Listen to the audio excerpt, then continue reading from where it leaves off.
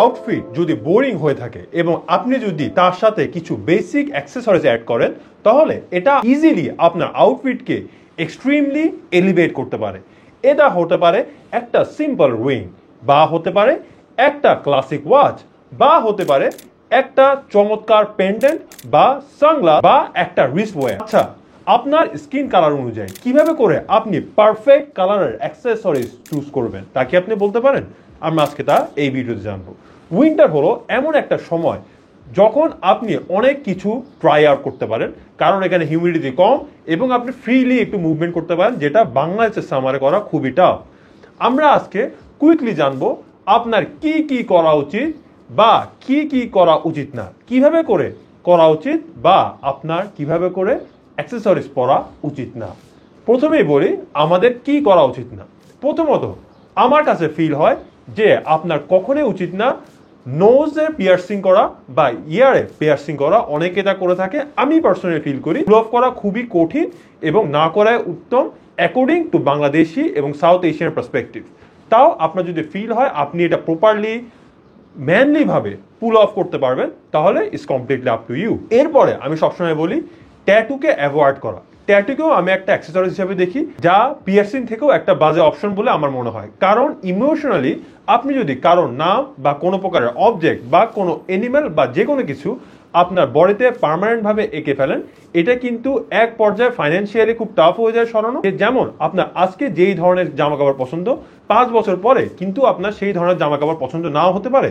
এটা সেম জিনিসটা আপনার ট্যাটুর ক্ষেত্রে প্রযোজ্য। এই ট্যাটুটা রিমুভ করা যেমন টাইম কনজিউমিং, তার সাথে অনেক পরিমাণে অর্থ ব্যয় এবং ফাইন্যান্সিয়ালি খুবই টাফ, এবং ভালো কোয়ালিটির ট্যাটু করানো বাংলাদেশে ডিফিকাল্ট এবং ট্যাটু উঠানো তো আরো বেশি difficult. Style is a self expression and it should be fun and personalized, so take your decision wisely. আরেকটা ভুল হলো অ্যাক্সেসরিজ ওভারডুইং করা। তার মানে একসাথে 4-5টা রিং, 4-5টা আঙ্গুলে অনেকগুলো ব্রেসলেট, ওয়াচটা অনেক বেশি বড়, মানে একটা উইয়ার্ড অবস্থা। আমি 100% শিওর আপনার বাসার আশেপাশে বা আপনার কোনো ফ্রেন্ড সার্কেল বা সিনিয়রদের মধ্যে আপনি কাউকে না কাউকে দেখেছেন যারা হাতে 5-10টা রিং পরে, স্পেশালি যারা মিডল ইস্ট থেকে বাংলাদেশে আছে, দেখবেন যে 10 আঙ্গুলে 20টা রিং এবং ইট লুকস উইয়ার্ড। এই ওভারডুইং একটা আউটফিটের মিনিমালিজম একেবারেই নষ্ট করে ফেলে এন্ড ইট লুকস স্টুপিড। আমার কাছে মনে হয় একজন মেনের জন্য best of the best jewellery হলো তার ওয়াচ। আপনার নন ডমিনেন্ট হ্যান্ডে একটা ক্লাসিক ওয়াচ হতে পারে আপনার লাইফের বেস্ট ইনভেস্টমেন্ট এবং বেস্ট অ্যাক্সেসরি। আমি মোটেও বলছি না অ্যাপেল ওয়াচের কথা বা কোনো স্মার্ট ডিভাইসের কথা, that sucks so badly in my opinion. Always go for classic and minimal watches. আপনার ওয়াচটা আপনার হাতে প্রপারলি ফিটেড হবে এবং এটা কখনোই চুরির মতো এরকম নড়বে না। প্রপারলি ফিটেড একটা ওয়াচ আপনার স্টাইলকে কয়েকশো গুণ এলিভেট করতে পারে। I believe if your wrist is naked, your outfit is incomplete. Also believe expensive watches hits different, but there are budget-friendly options. Go for classic, effortless and elegant watches. আমি কিছু ছবি এখানে দিয়ে দিচ্ছি। অনেক ওয়াচ আপনি ট্রাস্ট মি অর নট, অনেক watch 2000 থেকে 5-6 হাজার টাকার ভিতরে পাওয়া যায় and that looks completely Assam. Don't go for fake watches.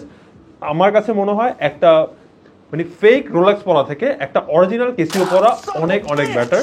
একটা ফেক কার্টিয়ার পরা থেকে অরিজিনাল সিকো পরা অনেক বেশি better. At least you can go for কেসিওর আরেকটা নক অফ আছে স্ক্যামি, গো ফর দ্যাট। এক হাতে আপনি ঘড়ি পরলেন, এখন আপনি চাইলে আরেক হাতে একটা একদম মিনিমাল সিম্পল ব্রেসলেট অ্যাড করতে পারেন। কোনো ফ্যান্সি কিছু না, কোনো পুঁথি বা কোনো রিটার্ডেড কোনো শেপের না, একটা বেসিক নর্মাল একটা চেইন আপনি অ্যাড করতে পারেন। খুবই পাতলা হবে ওই চেইনটা, আমি মাঝে মাঝে পরার চেষ্টা করি। তবে আপনাকে যদি দুটা থেকে একটা চুজ করতে বলা হয়, always always go for wrist watch. This is a no brainer. এবং আপনার অ্যাক্সেসরিজের কালার অলওয়েজ পিক করবেন আপনার স্কিনের আন্ডারটোন অনুযায়ী, এটা খুবই ইম্পর্টেন্ট। না হয় আপনি দেখবেন প্রায় সময় অনেককে সিলভার একটা অ্যাক্সেসরিজ খুব বেটার লাগছে, তবে কেন আপনাকে রাখছে না? We have 3 types of skin undertone. Number 1 cool undertones, number 2 neutral undertones and number 3 হলো ওয়ার্ম আন্ডারটোন। আপনার কবজির ভেইন্সগুলো আপনি একটা আলোর নিচে গিয়ে দেখবেন, যদি তা নীল বা পার্পেল বর্ণের হয় তার মানে আপনার আছে কুল আন্ডারটোন। এবং আপনাকে নর্মালি এবং সাধারণত টাইটেনিয়ামের অ্যাক্সেসরিজ বা সিলভার অ্যাক্সেসরিজগুলোতে বেশি সুন্দর লাগে। যদি আপনার স্কিনটা হয়ে থাকে নিউট্রাল আন্ডারটোনে, তাহলে আপনার ভেন্সগুলো থাকবে ব্লু এবং গ্রিন টাইপের দুটার একটা কম্বিনেশনে। তখন আপনি হলো একটা ব্লেস সিচুয়েশনে আছেন, তখন আপনাকে গোল্ডেন এবং সিলভার দুই ধরনের অ্যাক্সেসরিজই যথেষ্ট ভালো লাগবে। তাও একটু এক্সপেরিমেন্ট করে নেবেন। যদি আপনার স্কিনের আন্ডারটোন হয়ে থাকে বা আপনার ভেইনস যদি হয়ে থাকে গ্রিন বা অলিভ কালারের, তাহলে আপনাকে সব সময় গোল্ড প্লেটেড বা গোল্ডেন অ্যাক্সেসরিজে বেশি ভালো দেখাবে এবং বেশি মানানসই দেখাবে। তাই আপনি দেখবেন আমি বেশিরভাগ সময় গোল্ডেন বা গোল্ড প্লেটেড জিনিসগুলো বেশি পরি। তাও আমার মনে হয় আপনি আপনার আউটফিটের সাথে মিক্স অ্যান্ড ম্যাচ করে দেখবেন। যেমন আজকে আমি একটা সিলভার একটা ওয়াচ পরে আছি, সো আমি আমার অ্যাক্সেসরির সাথে মিক্স অ্যান্ড ম্যাচ করে পরার চেষ্টা করি। Always go for that. এবং একটা কথা মাথায় রাখবেন, কখনো সিলভারের সাথে গোল্ডেন ম্যাচ করবেন না। সিলভারের সাথে অলওয়েজ সিলভার, গোল্ডেনের সাথে অলওয়েজ গোল্ডেন, না হয় একটু অড দেখায়। এখন আসা যাক আপনি প্রপারলি কিভাবে করে রিং পরবেন। ব্রেসলেট থেকেও একটা বেটার অপশন হলো রিং পরা, যা আমি সব সময় পরতে পছন্দ করি। তবে আপনাকে মনে রাখতে হবে অলওয়েজ একটা ব্যালেন্স মেনটেন করবেন। এক হাতে 3-4টা রিং, আরেক হাত খালি, এমন যাতে কখনোই না হয়। এটা কোনো টার্কি সিরিজ না, আপনি বা আমি কোনো সৌদি বা টার্কিশ কিং না যে আমরা একসাথে 4-5টা আংটি পরবো। এবং ওরা আংটি পরতে একটা পারপাসে, কারণ ওদের আংটিগুলোতে একটা সিল মোহর থাকতো, যা তারা বিভিন্ন জায়গায় সিল দেওয়ার জন্য ব্যবহার করতো। এখন আসা যাক আপনি প্রপারলি রিংটা পরবেন কি করে। রিং পরার সময় অবশ্যই আপনার একটা ব্যালেন্স মেনটেন করতে হবে। কখনো একদম বড় টাইপের বিগ বাল্কি রিংগুলো পরবেন না, যেগুলো স্পেশালি টার্কিশ সিরিজ বা লাইক সৌদিতে গেলে মানুষজন নিয়ে আসে বা টার্কিতে গেলে মানুষজন নিয়ে আসে, ও ধরনের বড় রিংগুলো অলওয়েজ অ্যাভয়েড করবেন। Always go for small ring. আমি পছন্দ করি যখন আমি প্রপারলি ড্রেসড আপ থাকি তখন রিং পরার, এবং আমার রিংটা আমি পড়তে পছন্দ করি পিঙ্কি ফিঙ্গারে।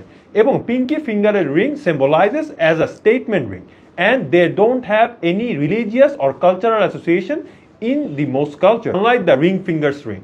আরেকটা সুবিধা হলো, যেহেতু আমি আংটিটা পিঙ্কি ফিঙ্গারে পরি এবং এটা আমার হাতের চতুর্থ আঙ্গুল, তাই আমার এই আঙ্গুলের তেমন কোনো কাজ নেই। And I try to wire the smallest ring possible. এছাড়া আপনি পড়তে পারেন রিং ফিঙ্গারে যদি আপনি সাউথ এশিয়ান কান্ট্রিতে হয়ে থাকেন, কারণ ওয়েস্টার্ন কালচারে it symbolises that you are married or you are engaged. So personally most of the time I avoid it. তবে আমি দু হাতে রিং পরি এবং ডিসাইড করি আমি আজকে দু হাতে রিং পরবো, তখন আমি এক হাতে একটা পিঙ্কি ফিঙ্গারে এবং এক হাতে একটা রিং ফিঙ্গারে পরি। এবং I always go for zigzag pattern, অর্থাৎ এই হাতে একটা রিং, তারপরে এই হাতে একটা রিং, এভাবে করে। আমি এক হাতে কখনোই দুটো রিং পরি না। ইন্ডেক্স ফিঙ্গারে রিং পরাটাও আমি অ্যাভয়েড করি, কারণ আমার কাছে মনে হয় ইন্ডেক্স ফিঙ্গারে রিং পরার যে ভাইবটা, এটা আমার সাথে যায় না, অ্যান্ড আই ডোন্ট লাইক। এবং আমি চেষ্টা করি ডান হাতে ঘড়ি পরলে বাম হাতে রিং, এরপর আবার ডান হাতে একটা রিং, এভাবে করে মিক্স অ্যান্ড ম্যাচ করে একটা কম্বিনেশন করা। এবং আমি একই হাতে দুইটা অ্যাক্সেসরিজ পরা থেকে সবসময় বিরত। এবার আসা যাক একটা সিম্পল পেন্ডেন্টে। একটা স্ট্রিট ওয়্যার ফ্যাশন বারে ক্যাজুয়াল ড্রেস আপ করেন, তখন একটা পেন্ডেন্ট কিন্তু আপনার স্টাইলটাকে এলিভেট করতে পারে। অলওয়েজ মাথায় রাখবেন একটা মিডিয়াম লেন্থের চেইন পরা, আমি ছবিটা দিয়ে দিচ্ছি। অলওয়েজ মিডিয়াম লেন্থের চেইন পরবেন এবং স্মল, এক্সট্রিমলি স্মল একটা পেন্ডেন্ট ইউজ করবেন এবং একদম থিন একটা চেইন ইউজ করবেন। না হয় অন্যান্য স্টাইলগুলো বেশি আউটডেটেড মনে হয়। Unless you are Eminem or Tupac Shakur, never go for big bulky pendant. ছেলেদের আর একটা এক্সট্রিমলি এসেন্সিয়াল অ্যাক্সেসরিজ হলো তাদের ওয়ালেট। এটা খুবই ইম্পর্টেন্ট। অলওয়েজ চেষ্টা করবেন কোনো উইয়ার্ড ক্রেজি টাইপের প্যাটার্নের কোনো প্রকারের ওয়ালেট বা ব্রাইট অনেক কালারফুল কোনো ধরনের ওয়ালেট কখনোই ইউজ না করতে এবং অ্যাভয়েড করতে, কারণ এটা যখন আপনার পকেট থেকে বের করবেন people will love at you. আমি বর্তমানে চেষ্টা করি একদম সামান্য মিনিমাল একটা কার্ড হোল্ডার ইউজ করার জন্য। ঠিক এমন আমি এখানে সামান্য কিছু ক্যাশ রাখি এবং I use my cards most of the time. এটা খুবই classic and looks quite good, তাই আমি এটা ব্যবহার করি। এছাড়া আমার কাছে কিন্তু ওয়ালেটের যথেষ্ট বড় কালেকশন আছে এবং ব্রাউন লেদারি কালারের অনেকগুলো, আর্থি কালারের অনেকগুলো কালেকশন আছে। আমি চেষ্টা করি মিক্স অ্যান্ড ম্যাচ করার। তবে ছোটোকাল থেকেই যখন থেকে আমি ওয়ালেট ইউজ করা শুরু করেছি, লাস্ট 4-5 ইয়ার্স, কখনোই আমি হেভি বাল্কি ওয়ালেটগুলো ইউজ করে না। Never go for childish wallet বা এমন একটা ওয়ালেট যেখানে এক্সেসিভ ব্র্যান্ডিং আছে। আমি চেষ্টা করি এটাকে একদম স্লিক রাখার।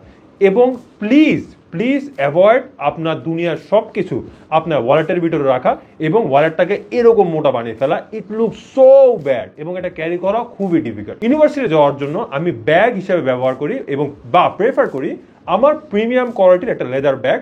এটা আমি দিল্লি থেকে কিনেছিলাম, তাজ লেদার্স থেকে। These are so good and so nice. এখন আসা যাক সানগ্লাসেস নিয়ে। আমি অত বেশি সানগ্লাস পরি না, আমার চোখে কিছু ইস্যুস আছে এবং আই ইউজ মাই স্পেকটেকলস। তবে আমি always I go for blue cut and photo sun যে গ্লাসেসগুলো আছে সেগুলো, এটা বাইরে গেলে অটোমেটিক টিন্টেড হয়ে যায় বা ব্ল্যাক হয়ে যায়।